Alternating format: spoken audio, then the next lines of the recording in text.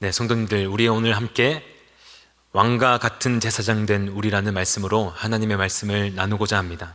성도님들, 오늘 말씀은 아주 분명하게 우리를 왕과 같은 제사장이라고 말하고 있습니다. 성도들 모두 믿으십니까?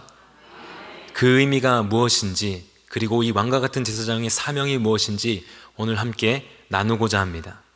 성도님들, 가지고 계신 옷 중에 가장 좋은 옷, 그게 한 얼마 정도 하시나요? 가장 비싼 옷, 가장 좋아하는 옷, 또 가장 좋아하고 가치 있는 옷 얼마 정도 하십니까? 저 최근에 목산수를 받게 됐습니다. 그러면서 제가 인생에 가장 비싼 옷이 아닐까 생각하는 그 목회자 가운이 있습니다. 목회자 옷, 그다음에 이런 스토리 있는데 그게 이제 제 옷장에 가장 아마 비싼 옷이 될 것 같습니다. 성도님들 옷 가운데서도 가장 비싸고 또 좋은 옷들이 있습니다. 그리고 이 옷은 사실 다양한 의미를 가집니다. 그 옷에 따라서 그 사람의 신분과 어떤 그런 직책이 드러나기도 합니다. 성도님, 우리 삶 가운데 이 이스라엘 백성 가운데 하나님은 이스라엘 백성들을 애굽 땅에서 불러내시고 하나님을 어떻게 예배하는지, 그리고 하나님께 어떻게 나아가야 하는지를 레위기를 통해서 알려주셨습니다. 이 레위기는 예배의 원형이 담겨 있고 또 이 제사장 직분의 원형이 담겨 있습니다. 우리 사진을 한번 볼 수 있을까요? 저것이 이스라엘 백성 중에서 단 한 사람만 세웠던 대제사장이 입는 옷입니다. 저 머리에는 금띠가 띄워져 있고 저기 가슴팍에 뭐가 있는지 보이시나요? 네, 보석이 박혀 있습니다. 성도님들 옷 중에 보석 박혀 있는 옷이 혹시 있을까요? 보석이 12개나 박혀 있고 저 자수가 정말 구하기 어려운 그런 털들로, 귀한 재료들로 그렇게 아름답게 만들고, 속옷부터 저기 겉옷, 에봇, 저기 머리에 쓰는 관까지 정말 정성을 들여서 만들었습니다.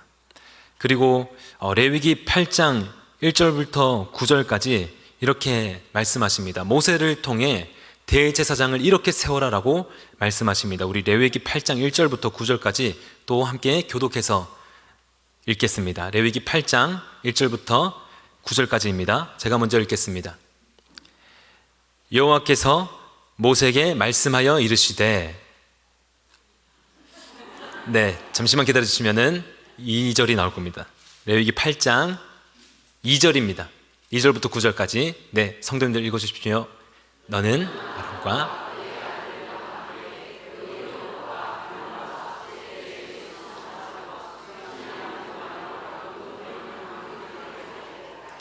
온 회중을 회막문에 모으라.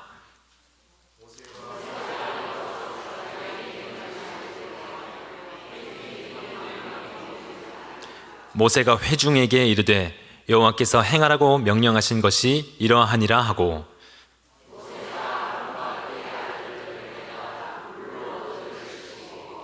아론에게 속옷을 입히며 띠를 띄우고 겉옷을 입히며 에봇을 걸쳐 입히고 에봇에 장식 띠를 띄워 에봇을 몸에 메고,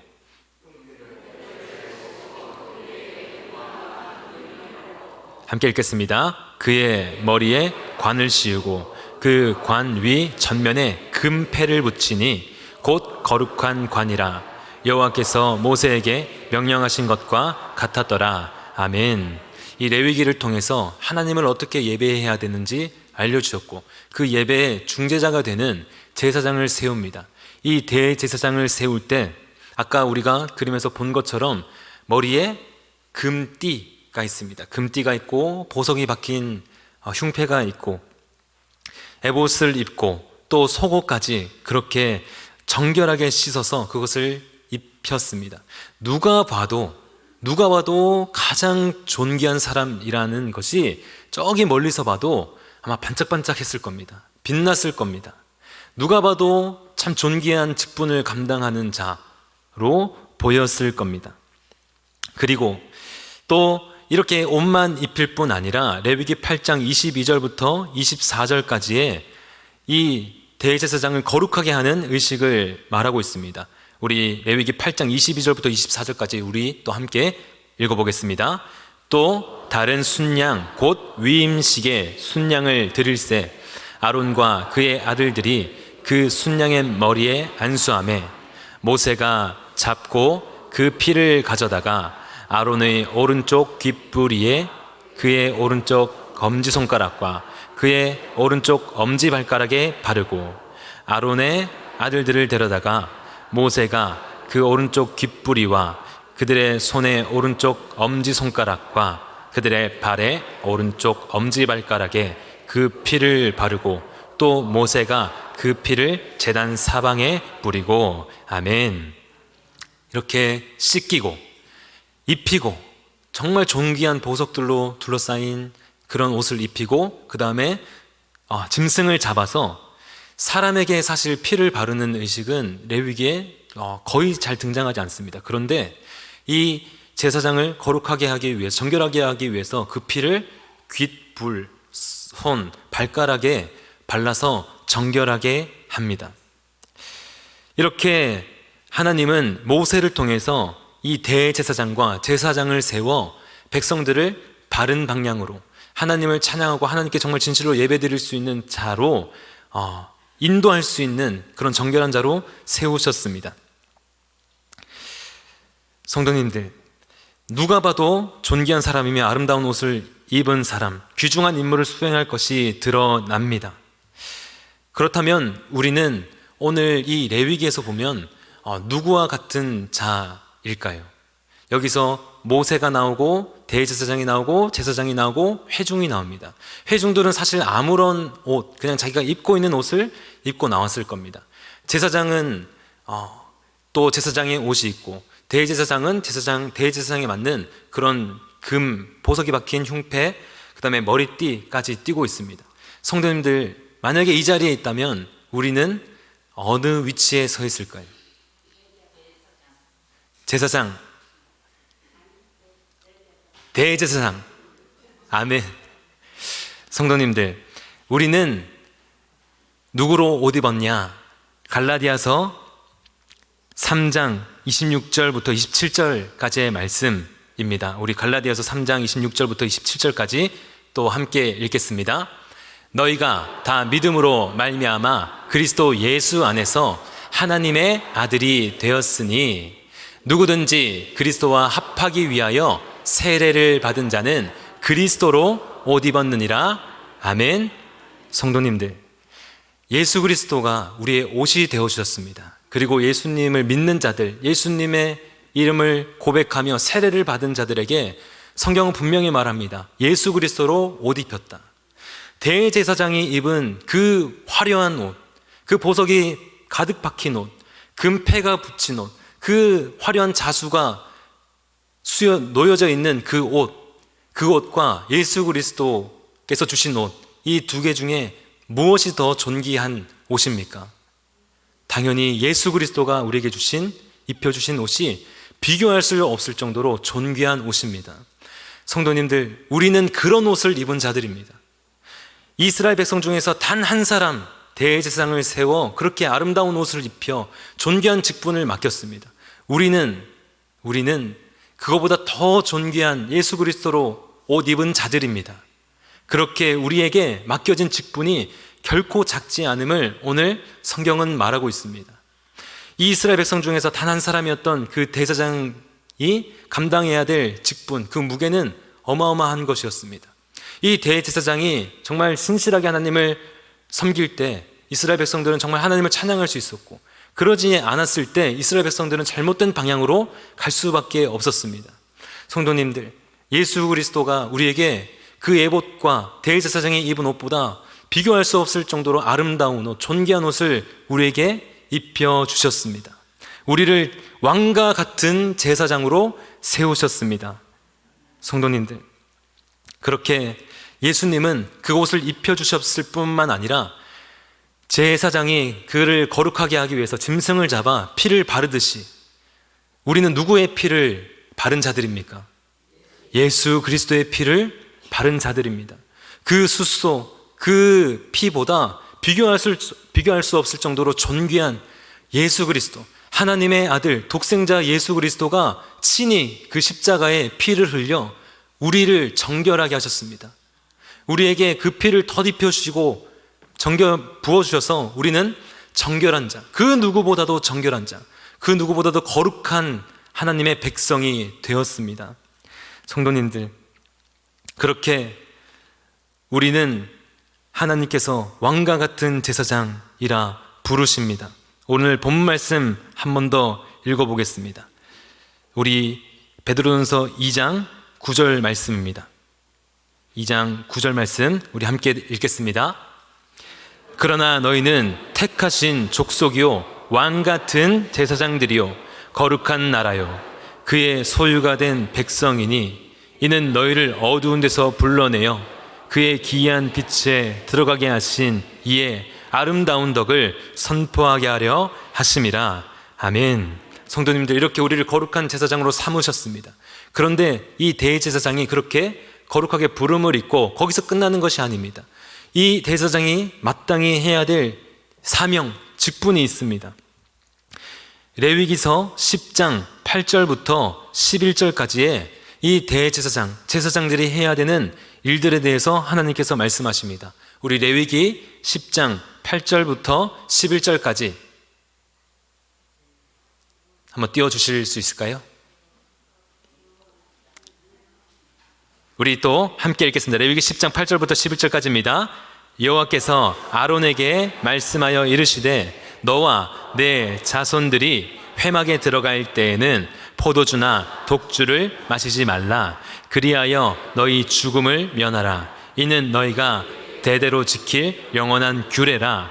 그리하여야 너희가 거룩하고 속된 것을 분별하여 부정하고 정한 것을 분별하고 또 나 여호와가 모세를 통하여 모든 규례를 이스라엘의 자손에게 가르치리라. 아멘. 제사장이 감당해야 될 직분에 대해서 말하고 있습니다. 너희는 거룩하고 속된 것을 분별해야 된다. 부정하고 정한 것을 분별해야 된다. 그렇게 해야만 이 하나님의 백성, 하나님의 규례를 자손들에게, 이스라엘 백성들에게 가르치고 그들을 바른 방향으로 이끌 수 있기 때문이다. 그렇게 너희의 분별력을 흐트리는 독주, 포도주를 마시지 말라라고 말씀하십니다. 단순히 술을 금한 것이 아니라 분별을 흐트리는 모든 것들을 금하셨습니다. 우리는 그 누구보다도 바르게 하나님의 뜻이 무엇인지, 하나님의 규례가 무엇인지 분별해야 할 사명을 가진 자들입니다. 분별한 뒤에 우리는 무엇을 해야 합니까? 하나님의 백성들을, 하나님의 말씀을 모르는 백성들에게 하나님의 말씀을 알려주고 바른 방향으로 이끌기 위해 우리는 부름받았습니다. 제사장들이 그렇게 부름받았고 대제사장도 그렇게 부름받았습니다. 우리는 왕과 같은 제사장으로 부르셨습니다. 하나님께서는 예수 그리스도를 통하여 모든 민족이 하나님의 구원을 받기를 원하십니다. 그리고 우리 모두를 왕과 같은 제사장으로 부르시고 예수 그리스도의 피로 정결하게 하시고 하나님의 말씀을 가르쳐 주셔서 예수 그리스도를 통하여 하나님의 뜻을 알려주셔서 우리는 그곳 가운데 나아가 하나님의 뜻을 분별하고 이 하나님의 말씀을 모르는 백성들을 하나님 안으로 인도해야 하는 그런 사명을 가진 자들입니다. 그렇게 초대교회는 예수 그리스도로 옷 입고 예수 그리스도 보혈로 정결하게 되어 이 사명을 감당합니다. 어둠에 눌린 자들, 그들을 일으킵니다. 어둠의 권세가 덮쳐올 때 빛의 자녀로 담대하게 승리하는 모습이 이 초대교회의 모습입니다. 빛의 옷을 입은 자들이 그 빛의 열매가 가득하여 어둠의 힘이 덮쳐올 때마다 그 빛으로 승리했던 모습이 초대교회에 가득했고 그 모습이 사도행전에 기록되어 있습니다. 가난한 질병으로 어둠에 눌린 자들, 과부들, 성전의 안진뱅이, 그리고 예수님의 여제자 다비다를 빛 대신 예수님의 이름으로 일으켰습니다. 안진뱅이를 일으키고 죽은 자를 일으키는 그러한 사명을 감당하던 왕과 같은 제사장을 직분을 모두가 초대교회 성도들 모두가 감당했습니다. 그리고 어둠의 힘이 이 교회를 짓누르려 할 때 오히려 되묻습니다. 내가 너의 말을 들으랴 하나님의 말을 들으랴 라고 말하며 그 권세, 어둠의 권세를 반박하며 굽히지 않았습니다. 채찍을 맞고 옥에 갇히고 하였으나 스데반도 자신이 그렇게 이야기하면 돌에 맞을 걸 알았으나 그 자신들이 어둠의 힘에 짓밟히는 그 순간에도 예수님의 빛을 잃지 않았습니다. 그렇게 초대교회는 빛된 옷을 입고 이 왕과 같은 제사장의 직분을 잘 감당했습니다. 성도님, 그런데 이 초대교회가 지나고 암흑기가 찾아옵니다. 오늘 오전에도 담임 목사님 말씀하셨던 그 중세의 암흑기입니다. 예수님을 믿는 모두가 왕과 같은 제사장입니다. 성경은 분명히 그렇게 말하고 있습니다. 그 정체성이 가장 반짝반짝 빛났던 것이 초대교회입니다. 그런데 이 중세교회 암흑기에는 그 빛을 잃게 되었습니다. 종교개혁이 있기 전 천년 중세교회는 암흑기라 불리는 시간이 있었습니다. 예수님이 우리를 모두 왕과 같은 제사장으로 세웠는데 가톨릭 교회는 예수님 이전으로 돌아가 버렸습니다. 예수님의 옷을 입고 하나님과 이 어둠의 세상을 하나님의 나라로 바꿔가는 이들이 위축되어 버렸습니다. 하나님과 성도 사이에 사제들이 중재하는 제도를 만들었습니다. 모든 권위를 교황에게로, 사제에게로 국한시켜 버렸습니다. 우리는 죄를 용서받기 원할 때 예수님께 나아갑니다. 그런데 그들은 사제에게 나아가 자신의 죄를 고해야만 했습니다. 그리고 성찬도 마찬가지입니다. 예수님께서 자신의 몸을, 자신의 피를 떡으로, 잔으로 주셨는데 중세교회는 성도들은, 일반 성도들은, 평신도들은 떡만 받을 수 있었습니다. 오로지 사제만 떡과 포도주를 같이 받을 수 있게 만들어 버렸습니다. 교황은 예수님이 베푸셨던 성찬에 참여한 이들이 모두 사제이기에 사제만 온전히 빵과 잔을 받을 수 있다는 그런 말도 안 되는 주장을 펼쳤습니다.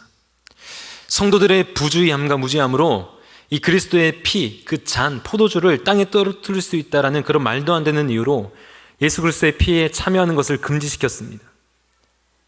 성도들의 찬양도 금지되었고 구분된 이들만 부를 수 있었습니다. 모든 집례를 우리가 지금 한국에서 당연히 한국말로 쓰는 것이 당연한데 모든 집례를 자국어가 아닌 라틴어로 진행되어 성도들은 그 진행되는 것이 도대체 무슨 말인지 이해할 수가 없었습니다. 진행되는 것을 도저히 알아들을 수 없었고 성경도 자국어로 번역하는 것을 금지시켰습니다. 우리는 우리말로 된 성경을 읽지만 성경을 구하기도 힘들 뿐더러 구한다 하더라도 읽을 수가 없었습니다. 번역을 금지시켰기 때문입니다. 왕과 같은 제사장들을 무지한 맹인들로 만들어 버렸습니다. 그렇게 어둠의 힘으로 성도들을 억압했습니다. 면죄부를 판매한 것이 어둠에 억압된 일의 대표적인 일입니다. 그렇게 사제직은 사고 파는 것이 되어버렸습니다. 사제들도 자기가 말하는 것이 도대체 무슨 의미인지 모르는 채 그냥 주문처럼 외워서 예배를 진행했습니다. 그리고 주교로 임명되었지만 정치인들을 만나느라 예배 한번 집례하지 않은 그런 주교도 있습니다. 그리고 프랑스의 교회는 8살 아이, 지금 저기 뒤에 유치부 아이들의 소리가 들리죠. 8살 아이를 주교로 세웠습니다. 주교로 세워서 예배를 집례하게 했습니다. 성직은 사고 파는 것이 되었고 그렇게 성도들은 왕과 같은 제사장의 직분을 완전히 잃어버리는 그런 암흑기를 맞이했습니다. 그런데 이때 종교개혁가들이 일어납니다. 야누스, 루터, 쯔빙글리, 칼빈 등 그들이 구체적인 내용은 다르지만 한결같이 주장했던 것이 성찬에 평신도에게도 잔을 나누어야 한다 강하게 주장합니다. 그리고 우리 모두 왕과 같은 제사장이다, 만인 제사장, 강하게 주장했습니다. 그렇게 개혁한 곳이 지금 우리가 예배드리는 개혁교회입니다. 자국어로 예배드리고 하나님의 말씀을 듣고 성경을 읽을 수 있고 예수 그리스도의 피와 살에 온전히 참여할 수 있는 이 은혜, 너무나 감사하고 값진 것입니다. 그저 아무런 값 없이 이루어진 것이 아니라 그 종교개혁가들의 엄청난 희생과 헌신으로 이루어진 것이 이 개혁교회이고 우리가 그 유산을 받아 누리고 있습니다. 성도님, 그렇게 우리는 다시 성경에서 말하는 그 왕과 같은 제사장의 직분을 회복할 수 있게 되었습니다.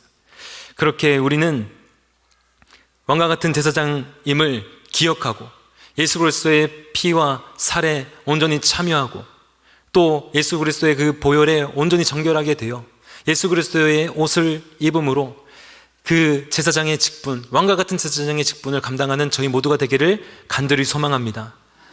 오늘 이제 곧 생명나무 축제가 잔치가 있습니다. 성도님, 제사장을 세운 것, 하나님의 뜻을 알고 전하는 것, 가르치는 것, 그리고 그들을 바른 방향으로 인도하는 것, 우리에게 맡겨진 사명입니다. 선택사항이 아니라 왕과 같은 제사장이라면 반드시 해야 될 사명입니다. 이 사명을 감당하는 모든 성도님들 되기를 간절히 소망합니다. 그렇게 우리의 착한 행실과 착한 말, 사랑의 모습으로 억눌려 있던 자들을 회복시키고 길 잃은 자들을 예수 그리스도 앞으로 인도하여 생명이 넘치고 기쁨이 넘치고 또 하나님께 모두 칭찬받는 참 수고하였다, 참 왕과 같은 제사장의 사명을 잘 감당하였다 칭찬받는 저희 모두가 되기를 예수님의 이름으로 간절히 소망합니다.